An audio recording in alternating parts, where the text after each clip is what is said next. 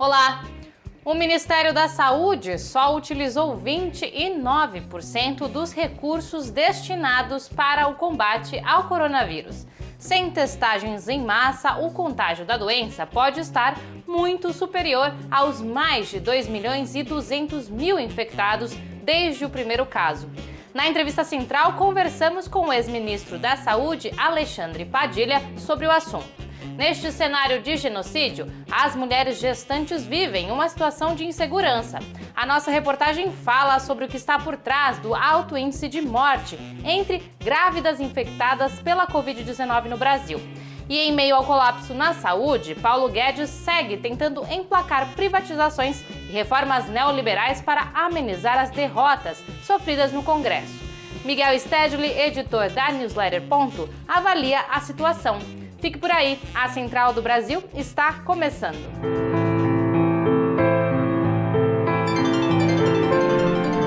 Central do Brasil. Bolsonaro testou positivo para a Covid-19 pela terceira vez, comprovando por si mesmo a ineficácia da hidroxicloroquina, já confirmada em estudos científicos. Infectado, ele aproveita para se afastar da ala mais radical e se proteger do impeachment. Frente às recentes derrotas, não só ele, mas o seu ministro da Economia, Paulo Guedes, também precisa de estratégias para não perder o cargo. Vamos acompanhar a análise do editor da Newsletter Ponto, Miguel Stedley. Embarque imediato. Somente a afinidade ideológica parece justificar a confiança que as elites brasileiras têm em Paulo Guedes. O posto Ipiranga do governo Bolsonaro e da Avenida Paulista acumula fracasso sobre fracasso. É bom lembrar que a reforma da Previdência que agradou o mercado só saiu do papel graças a Rodrigo Maia. E esse parece que será o mesmo destino da reforma tributária. Depois de quase 2 anos prometendo uma proposta de reforma, a que Paulo Guedes entregou no Congresso foi considerado pelos parlamentares e pelo mercado como muito fraca e provavelmente será engavetada para permitir que continue tramitando aquelas que já estão na casa. Apesar disso, os militares parecem que sentem atração pelo fracasso e resolveram salvar Paulo Guedes, assim como estão tentando salvar o governo Bolsonaro. Os militares recuaram no Pró-Brasil, aquele programa de incentivo a obras para tentar ressuscitar a economia. E ao invés da presença do Estado na economia, optaram pela proposta de Paulo Guedes, mais concessões e privatizações. Esse programa tem tudo para dar errado, e quem diz isso não é a esquerda, é o próprio mercado. Nesse ano, mais de 82 bilhões de reais já deixaram as bolsas de valores e os investimentos do Brasil com destino ao exterior. Ou seja, por mais que Paulo Guedes se esforce para agradar o capital internacional, nem ele confia na incompetência do ministro da Economia do governo Bolsonaro. Diferente de Paulo Guedes, o paraibano economista Celso Furtado, que completaria 100 anos esta semana, se debruçou sobre a realidade político-econômica brasileira, investigando saídas para superar o subdesenvolvimento. A parada cultural de hoje homenageia este pensador brasileiro. Vamos acompanhar a dica do professor de Direito da USP, Gilberto Bercovitch. Parada cultural. Celso Furtado é um dos maiores intérpretes do Brasil. Ler a sua obra é fundamental para entender a nossa realidade. Isso vai desde o clássico Formação Econômica do Brasil, em que Celso Furtado descreve a nossa formação econômica desde a colonização até o processo de industrialização, passando por criatividade e dependência na sociedade industrial, em que Furtado mostra a importância da tecnologia e da inovação para o desenvolvimento das economias capitalistas, até os últimos livros de Furtado, em que ele tratava da questão da realidade brasileira, dos problemas da globalização e da nossa formação nacional, dos quais talvez o principal livro seja Brasil, a Construção Interrompida. A leitura de Celso Furtado é essencial para qualquer um que quiser conhecer a realidade do nosso país e queira refletir sobre o seu futuro. Tratando da vida do povo brasileiro com medidas paliativas e insuficientes contra o coronavírus, assim como cuida da própria infecção, Bolsonaro promove um genocídio entre aqueles que não conseguem acessar recursos e serviços de qualidade. Desde o início da pandemia, quem está cuidando do povo é o próprio povo. Vamos conhecer algumas iniciativas de solidariedade na reportagem de Afonso Bezerra. Trilhos do Brasil. Em Curitiba, a campanha Marmita da Terra tem doado em média 700 refeições por semana para a população mais pobre da cidade. Nesta semana, por causa do Dia Internacional do Agricultor e da Agricultura Familiar, o MST doou mais de 1.000 refeições. Os alimentos saem direto do trabalho de agricultores e agricultoras familiares, que estão empenhados nesta rede de solidariedade. Com o lema O Povo Cuidando do Povo, em Pernambuco, os agentes populares de saúde têm levado atendimento básico para a periferia do Recife e cidades do interior. A campanha conscientiza sobre a prevenção ao coronavírus, informa sobre o uso dos EPIs e defende a importância do SUS. Os agentes são moradores das próprias comunidades, formados por profissionais da saúde, voluntários da campanha Mãos Solidárias. A ação conta com o apoio dos movimentos populares, da Arquidiocese de Olinda e Recife e universidades públicas. As ações que os movimentos populares têm realizado para mitigar a fome no Brasil receberam o reconhecimento do Papa Francisco nesta sexta-feira. Ele enviou uma carta aos movimentos camponeses por meio do cardeal canadense Michael Cherney para agradecer os bonitos gestos de solidariedade e abençoar, abre aspas, todas as famílias que trabalham na terra e lutam pela partilha da terra e pelo cuidado de nossa casa comum, fecha aspas. Para as gestantes, morar no Brasil durante a pandemia traz uma preocupação a mais. Nosso país registrou o maior número de mortes de mulheres grávidas infectadas por Covid-19. Fatores que agravam a situação são o desmonte do SUS e o uso de somente 29% dos recursos do Ministério da Saúde destinados para conter a pandemia. Camila Piacese traz mais informações. A bibliotecária Dávila Feitosa está grávida de gêmeos. Yuna e Aira vão nascer mês que vem. Moradora de Juazeiro do Norte, interior do Ceará, está evitando ao máximo sair de casa pelo medo de contrair o novo coronavírus. O receio não é à toa. Um estudo feito por um grupo de enfermeiras e obstetras ligadas à Unesp, o FSCar, IMIP e o FSC, divulgado no dia 9 de julho, constatou que 77% das grávidas ou puérperas mortas por Covid-19 são brasileiras. Para Dávila, a situação é preocupante.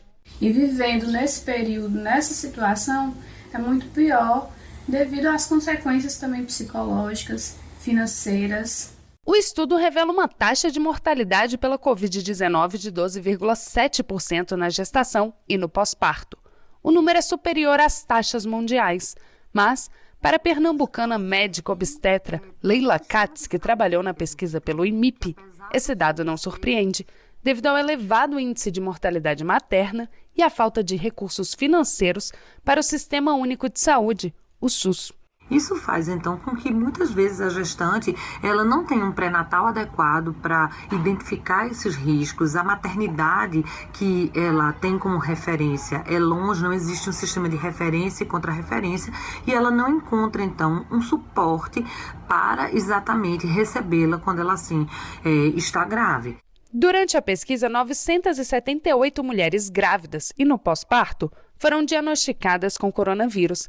Apesar dos dados assustadores, a médica obstetra Lúcia Ró observa um outro problema: o número grande de complicações no parto pela falta do pré-natal, que não está sendo feito em algumas cidades por conta da pandemia. E aí a gente tem as mortes que são efeitos colaterais da pandemia.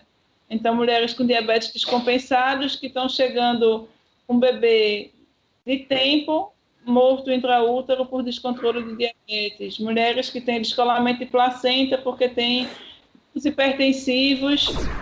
E a situação brasileira pode ser ainda mais grave. Com o coronavírus se espalhando sem a realização de testagens em massa, o número de infectados pode ser muito superior aos 60 mil casos comprovados somente nas últimas 24 horas.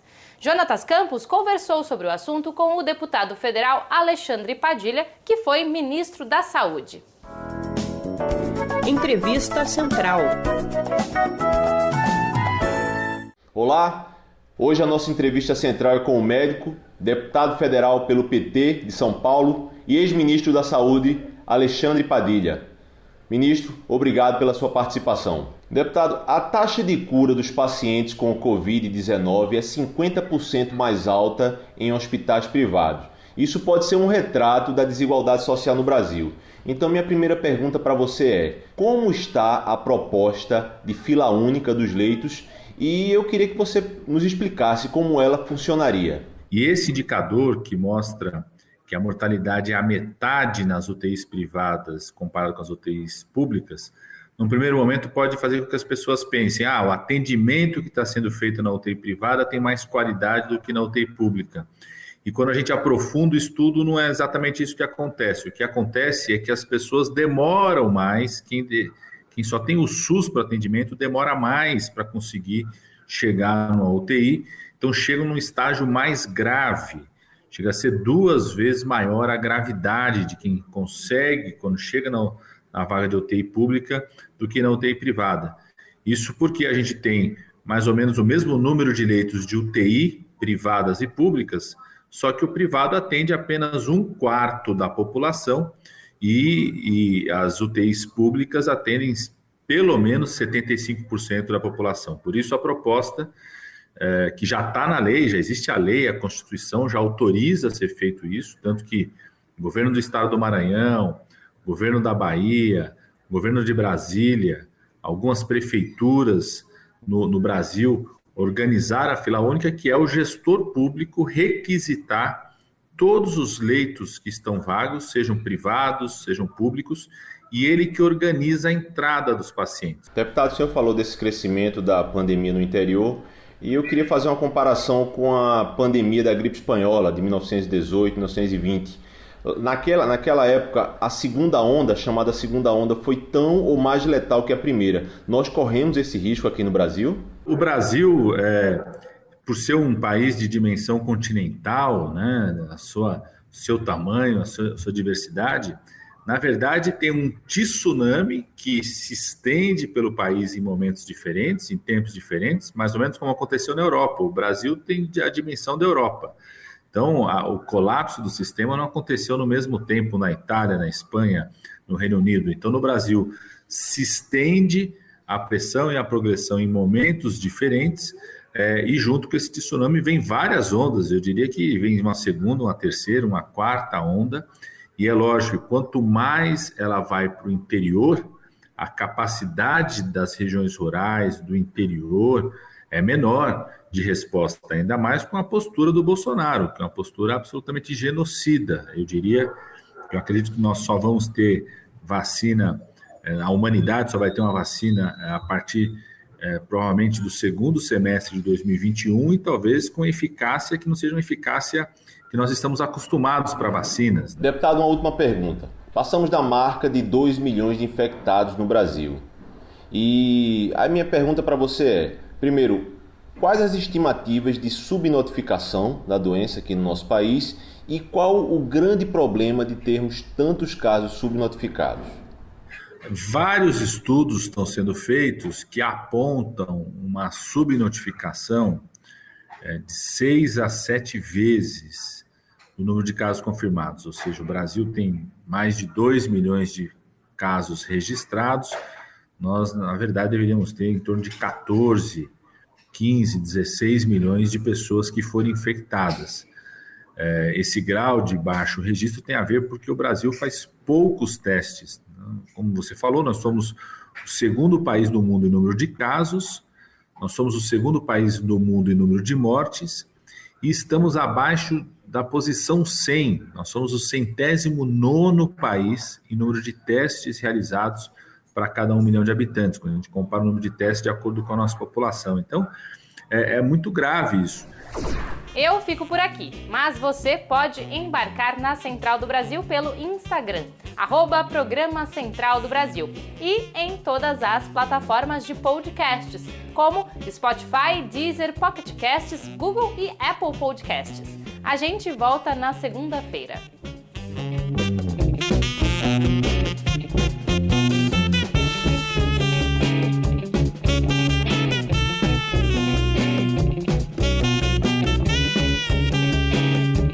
Central do Brasil, a rede de comunicação dos movimentos populares.